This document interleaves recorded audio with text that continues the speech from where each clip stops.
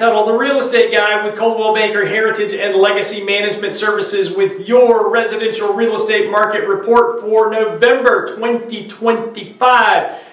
That's what we're going to look at today. So let's look at our existing home sales. We are looking at a little bit of a decrease on the number of sales, but that's pretty typical for the end of the year. And if you go back over here to December of last year, we see pretty much the same thing where the inventory drops, sales were flat, pending sales were flat as well. So here's what's going on with the market. Number one, sales were up 11.37% year over year, and that's the good news. I'm going to give you some not so good news, but this is what we're going to focus on right now. We sold 470 resale homes in the month of November 2025. Now, continuing, months of inventory is down just slightly. We are at 2.78 months of inventory. That's kind of typical for this time of the year because people say, hey, it's the holidays. Why would I be putting my house on the market? And you know what? Who can argue with it? There's a lot of things going on. It's a busy life that we're living, so people slow down during the holidays, enjoy the family time, and that's what we're doing. Average selling price. This is the big news right here. When we look at the number of homes that are available and the number of buyers that were actually out there, we went to 290,000 as our average selling price. And that's the really big news there, is that's the highest price that we've seen on our existing homes ever here in the El Paso market. Last year, 272, 289, so almost $18,000, a little bit over that for year over year. That's a big jump and a 6.75% increase when we're talking about percentage-wise.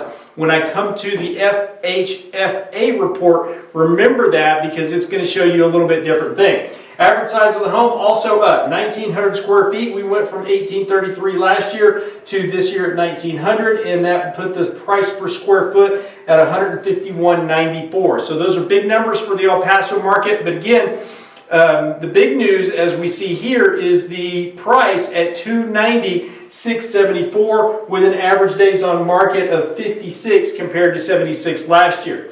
Now, onto our new homes report, sales are a little bit different there. We're also seeing the decrease, or at least the flattening out of the inventory numbers and the flattening out of our sales numbers as well. But we're going to compare back to last year, November and December, and that's what it's going to look at. Down 13.8% year over year. We only sold 243 new homes during the month of December 2025 compared to 282 last year. Months of inventory is just slightly up at 5.07. Average price at $327,443. Average size of the home also up, 1,856 square feet. Price per square foot is up also at $176.95, and the days on market is at 114 compared to 159 last year.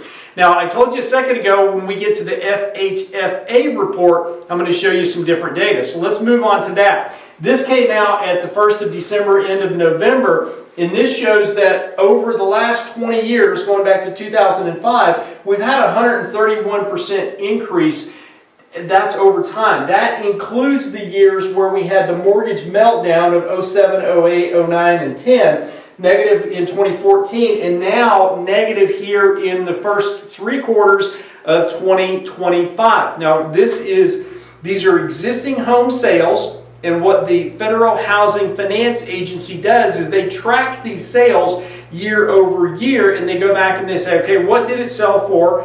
What did it sell for the subsequent time? What's the appreciation? Well, now we're shooting at 0.9%, just under 1% for the year. And this is for the data for the sales that ended at the end of September 2025. So it's not exactly accurate compared to what we're looking at, but the first 3 quarters are showing a decrease. So we're going to be looking here in February, March to see whether or not we have a positive number for the year of 2025 or if it's going to be a negative number of the year. We just don't know yet because the data is not in. Indications are good that it's going to be positive overall, especially with a November where we had a 6.75% increase year over year in the prices. Now, Here's what the candlestick report shows, also 0.9%, but it shows you where we had that big spike back in 2021.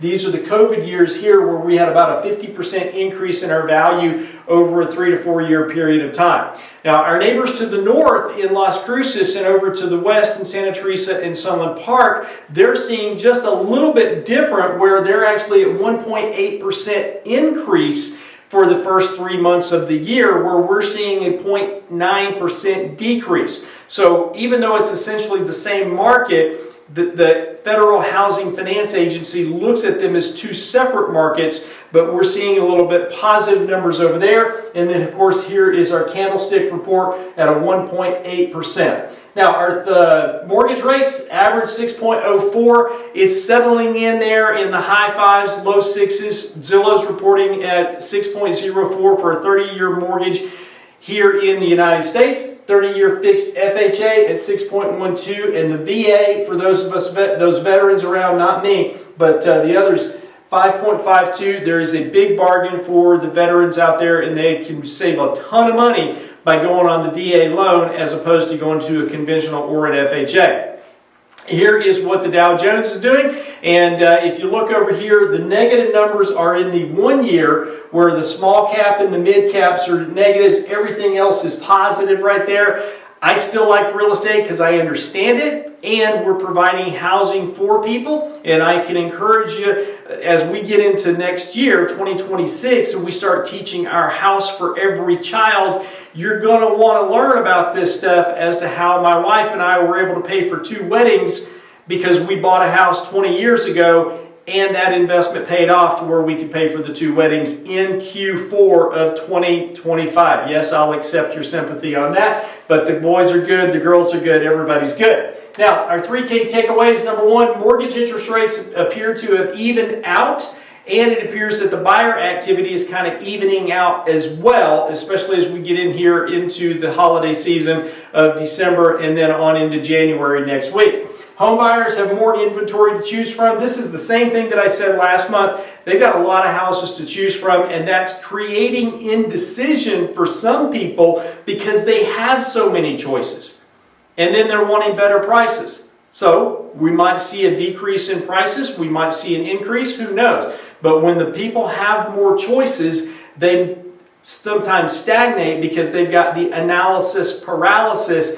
Which one do I choose? I've got so many to choose from. So that's what's happening. And then number 3, year-over-year numbers look good regardless of what the FHFA report says. And that's our report for November 2025. And if you've got questions about the market and the data, the good news is we've got a great market. And we've got good home buyers. We've got jobs coming into El Paso. A lot of good things happening here. Just call me if you've got questions about it, and I'll be happy to answer them for you and see what I can do to be of service for you. For now, thanks for watching. God bless you. Merry Christmas and Happy New Year.